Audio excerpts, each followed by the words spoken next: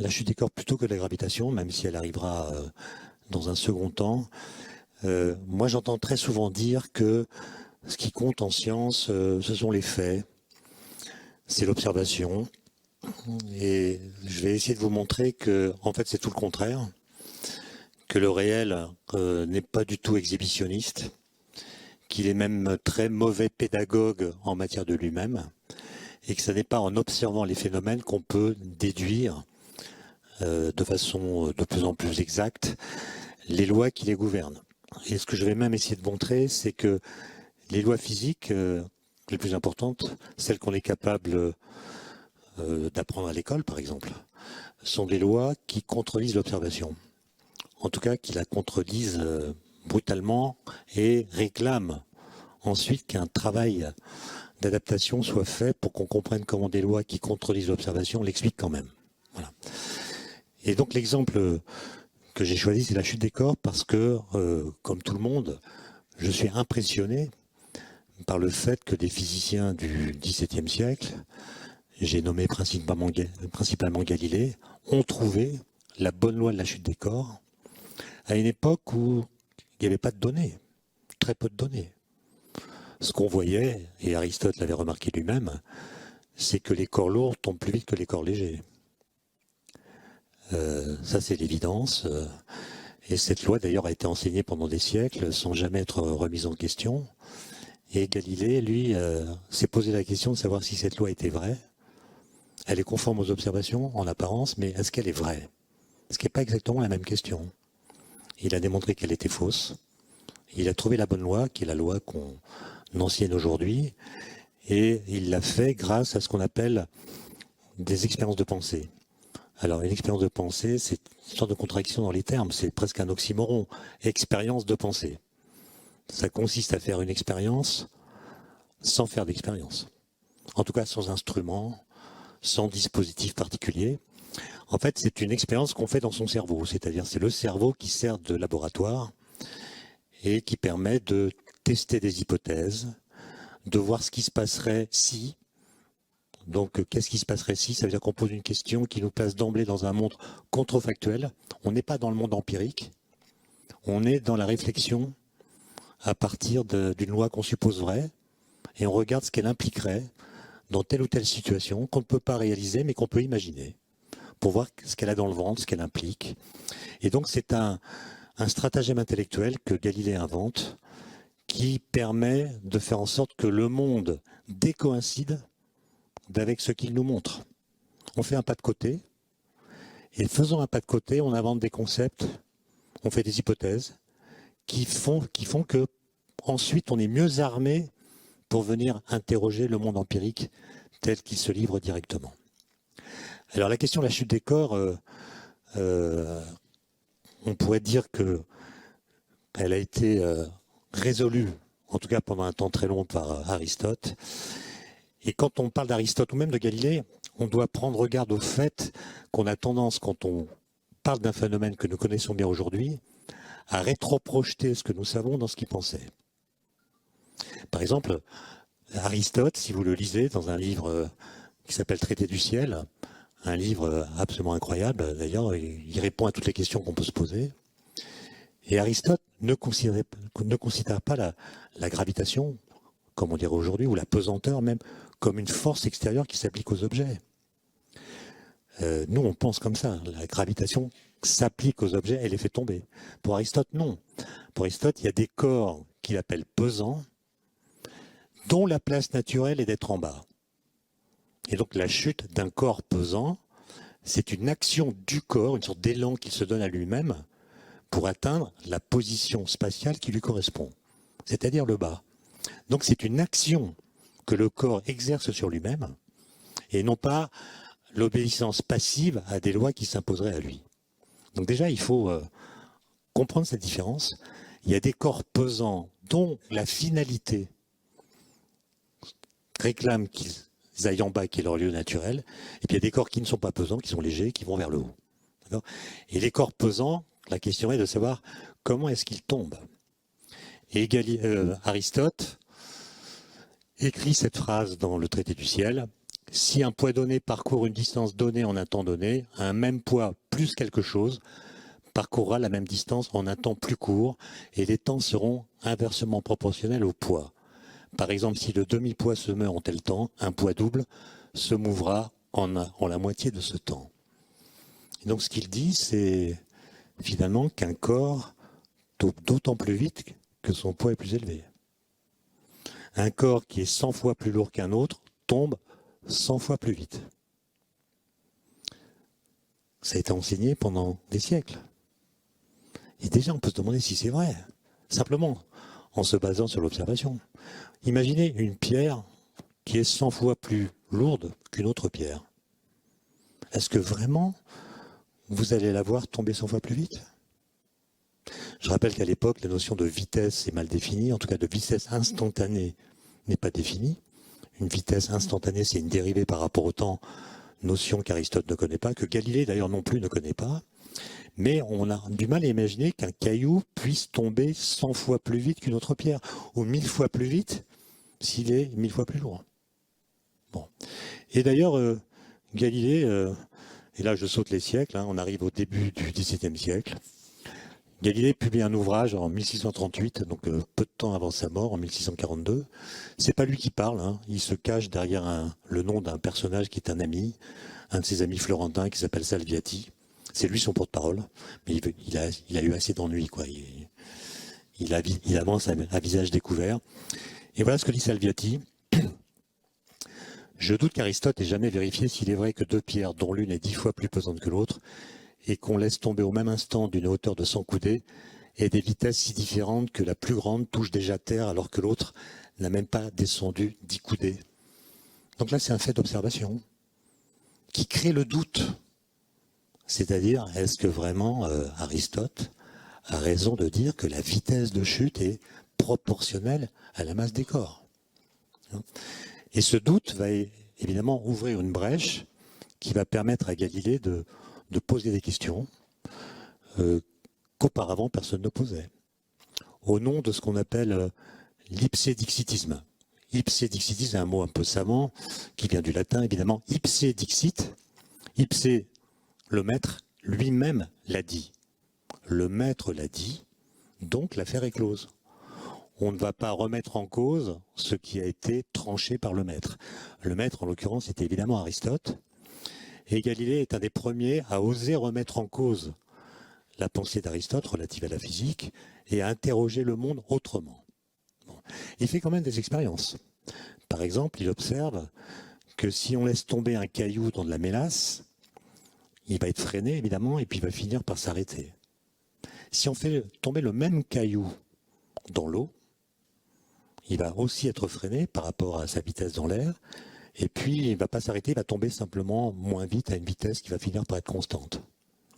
Et puis, si on laisse tomber le caillou dans l'air, il sera encore moins freiné que dans l'eau. Mais dans tous les cas, le corps est freiné. Et Galilée va inventer une expérience par la pensée, plutôt qu'une expérience de pensée, par laquelle il va imaginer que le vide existe quelque part. Il va faire du vide un milieu de pensée. Avec une intuition qui se révélera géniale, il a l'intuition que dans le vide, les lois du mouvement des corps seront plus simples qu'ailleurs que dans le vide. Contrairement à Aristote, qui lui ne croyait pas au vide, et d'ailleurs à l'époque de Galilée, la plupart des dogmes pensaient que le vide ne pouvait pas exister, au motif que la nature en a horreur. Mais Galilée ne se prononce pas sur l'existence du vide.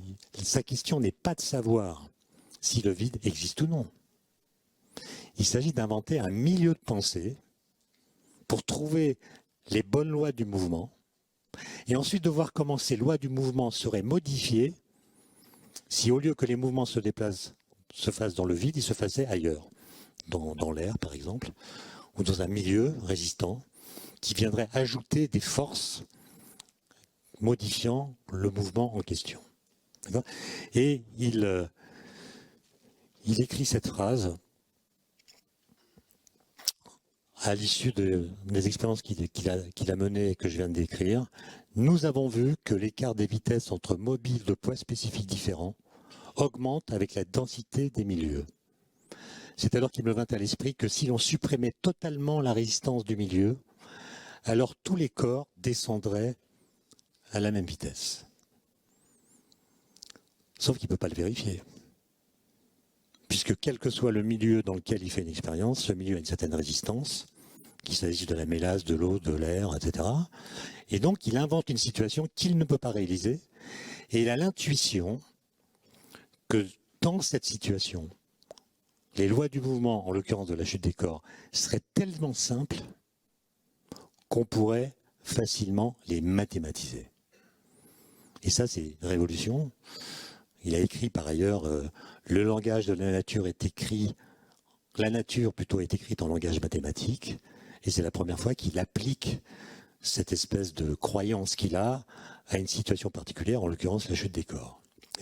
Et dès 1604, en fait, il écrit « La vitesse de chute d'un corps est proportionnelle à la durée de la chute. » Incroyable.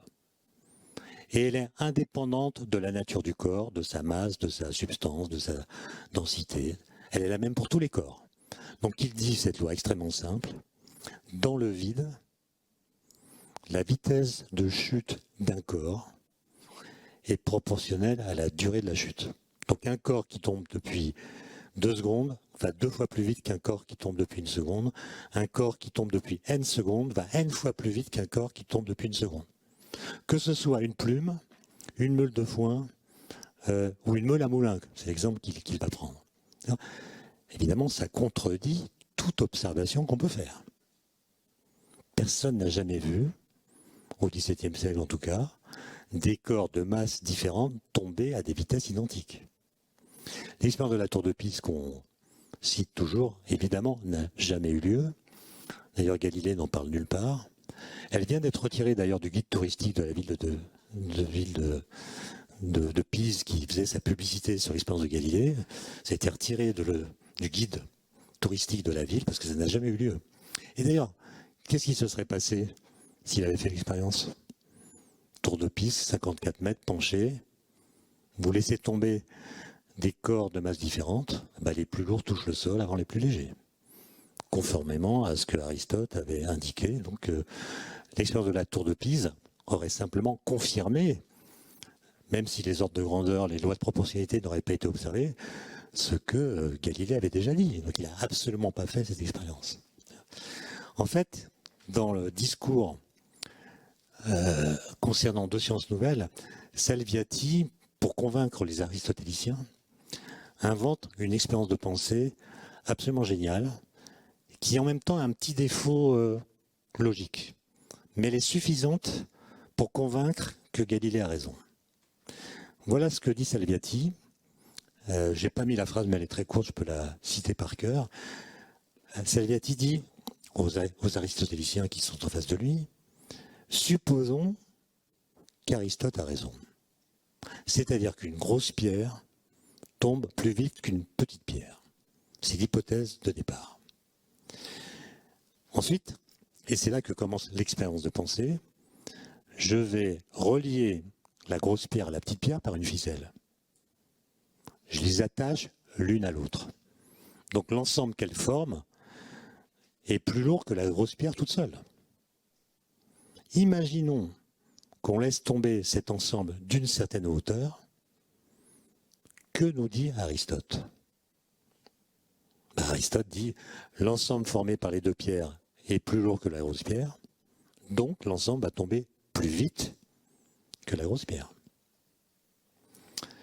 Ah oui, mais pendant la chute, la petite pierre qui tombe moins vite va tendre la corde. Et donc elle va faire parachute et freiner la vitesse de la grosse pierre toute seule. Donc la même loi d'Aristote vous dit que pendant la chute, la petite pierre ralentissant la chute de la grosse, l'ensemble va tomber moins vite que la grosse pierre toute seule. Donc il découvre qu'il y a une contradiction logique cachée dans la loi d'Aristote que personne n'avait jamais vue. Puisque la loi d'Aristote nous dit, ça va tomber plus vite et ça va tomber moins vite. Comment résoudre la contradiction? En disant que la grosse pierre tombe exactement à la même vitesse que la petite. Ce qu'on appellera l'universalité de la chute libre. Donc la première loi de la physique moderne, 1604, dit « dans le vide, tous les corps tombent à la même vitesse ». C'est une loi qui contredit toute observation qu'on peut faire à l'époque.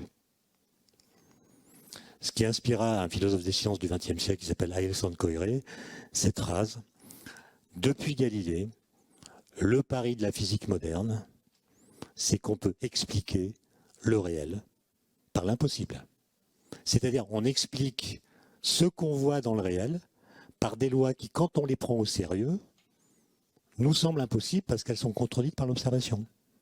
En fait, ces lois expliquent l'observation à condition qu'on réinterprète les données qui nous viennent de l'observation.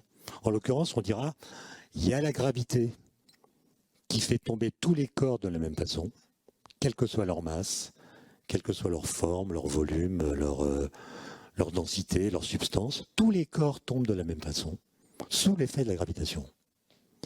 Mais si les corps ne tombent pas dans le vide, il y a d'autres forces différentes de la gravitation, en l'occurrence la résistance de l'air, si ça se passe dans l'air, la poussée d'Archimède, et ce sont ces forces, et seulement elles, qui sont responsables des différences de vitesse de chute que nous observons.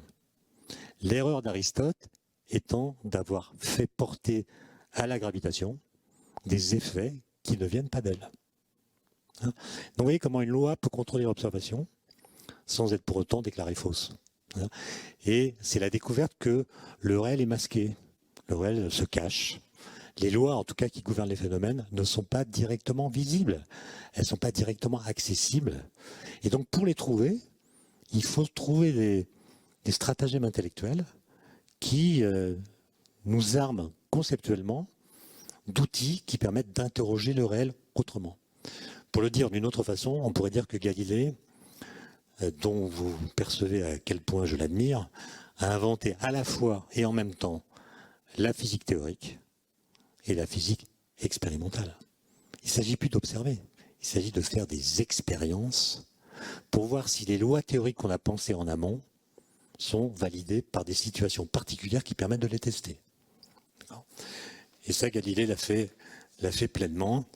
Il y a une phrase de Bachelard que je trouve magnifique aussi. Bachelard dit, à propos des expériences de pensée qu'inaugure Galilée, il dit « Il faut que l'imagination prenne trop pour que la pensée ait assez. » Il faut que l'imagination prenne trop pour que la pensée ait assez. C'est-à-dire qu'en inventant des situations contrefactuelles, vous vous mettez dans des registres d'argumentation qui vous permettent de penser autrement et peut-être, en l'occurrence, de découvrir des lois que vous ne pouvez pas trouver par l'observation directe.